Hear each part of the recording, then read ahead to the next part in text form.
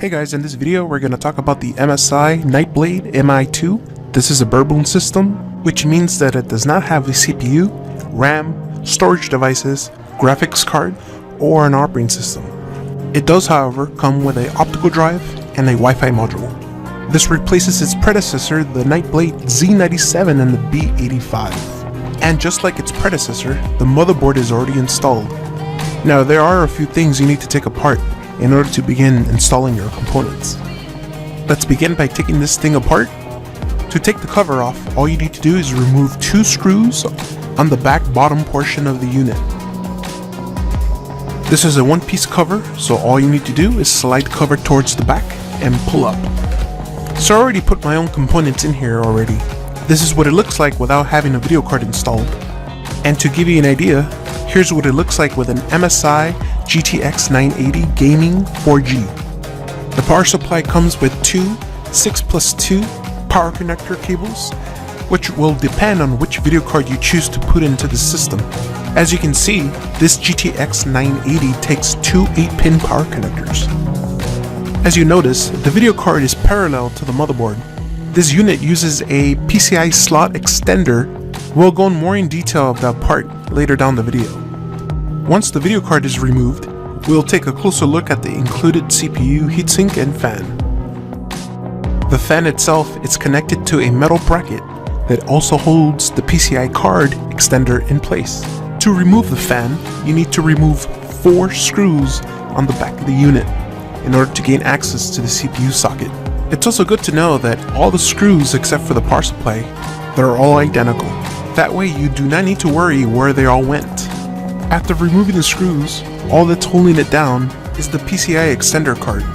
This unit comes with cable management clips, although it's not required for regular installation, but since I'm taking it apart, I'm going to fully remove the cable. The CPU fan header, it's located near the Wi-Fi module. The Wi-Fi module is replaceable, and it contains an Intel dual-band AC wireless 3165. As I mentioned earlier, the metal bracket holds the CPU fan and the PCI extender card. Both are replaceable for repair purposes. There's nothing special about the PCI extender card. All it does is make the graphic card parallel to the motherboard in order to make space for all the other components. This unit comes with a custom CPU heatsink. In order to remove it, you need to remove the 4 screws that are mounted to the backplate. The backplate is removable, so in theory, you could install your own cooling system. Space is limited inside this unit, so please check to see if it fits before installing your own cooling system. For those who have never installed a CPU before, here's a quick demonstration. Do not remove the CPU cover first. Lift the lever up, match the arrow printed on the CPU with the circle printed on the motherboard. Lay it down as flat as possible and close the lever. Then add thermal paste. The Nightblade has 2 memory slots, one near the CPU and the other on the back side of the board.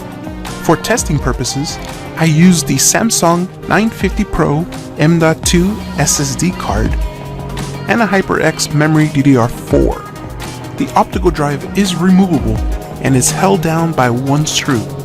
Use a thin screwdriver to pry out the optical drive. Once it ejects, just slide it out.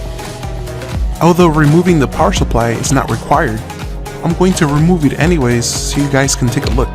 There are 4 screws, 2 of them on the bottom of the unit and 2 in the rear. There is a second cable management clip on the power supply. You're gonna have to remove all the cables in order to remove the power supply. Don't forget to remove the 4-pin power connector and the 10-pin power connector on the motherboard, and then carefully remove the power supply out of the way. This is a 350 watt power supply. It's 80 plus bronze certified, and it supports a GTX 980 Ti video card. In addition to the M.2 slot, it supports a 2.5-inch notebook hard drive. On the top part of the unit, it comes with a removable mounting bracket. This is what it looks like with an SSD installed. Right next to it, you'll have 2 hard drive bays. It supports 3.5-inch desktop hard drives. This is how the SATA connectors look like inside. Speaking about SATA connectors, now that we removed the power supply, this is what the SATA ports look like on the motherboard. Well, this concludes this video. Please let me know in the comments below if you have any further questions about this unit. Thanks for watching. If you'd like to see more videos,